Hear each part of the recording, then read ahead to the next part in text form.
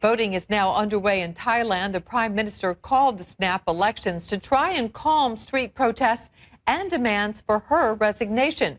So far, the elections are not running smoothly. Simon Mosen joins us now with more from Bangkok.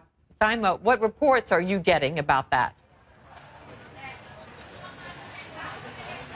Well, Natalie, so far this morning we've been to a couple of polling stations. A number of them have shut down. Yesterday we were at a polling station that was blocked by anti-government protesters that didn't want to see this election go ahead. They were stopping the ballot boxes from leaving one of these main election cells, if you like, a government building in the centre of this area. And a gun battle broke out. As a result of that, that led to a lot more deployment of security personnel this morning. 10,000 security personnel alone have been put on standby for the capital.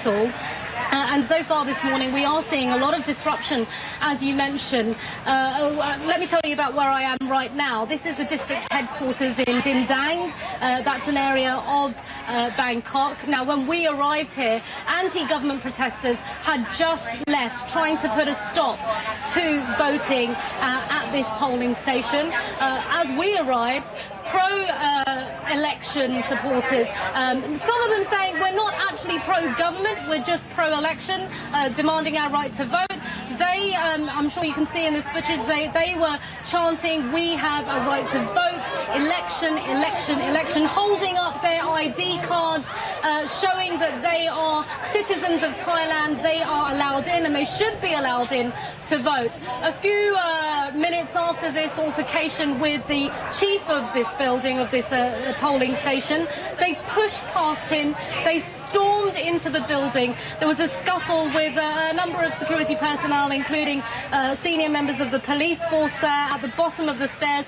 Eventually they managed to get upstairs and a woman was shouting, tell us where you're keeping our ballot boxes. And if I step aside, some of them are still here. They've now been filing police complaints, so they have a right to do that, to complain to the police that they've not been allowed to vote. By the way, there were hundreds out here, but just a short while ago they all raced outside as a number of them decided to bring down some scaffolding that was a stage previously used by anti-government protesters. Natalie?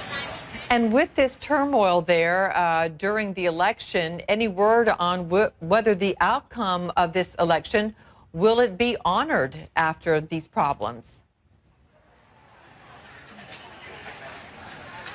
Absolutely. Will the outcome be honoured? Will the election have a definitive outcome, Natalie? So many questions. For one, we know there won't be a final result, as we see in elections all over the world. We see the ballots being counted. We see the polls telling us who got how many votes in each constituency. But frankly, there aren't many candidates in a lot of constituencies, in more than 60 provinces around Thailand. A lot of voters weren't able to register, a lot of candidates weren't able to register, so there won't be a definitive outcome. And as you say, will this then mean that this election will be called into question? Well, in a simple word, yes. People are already talking about the fact that they might go to court to contest the legitimacy of this election, an election that the anti-government protesters, as we've been seeing over the last few months and weeks, didn't want to go ahead. But Prime Minister Yingluck said, if you're unhappy with this government, the way to say that is through the ballot box, is through your rights to vote.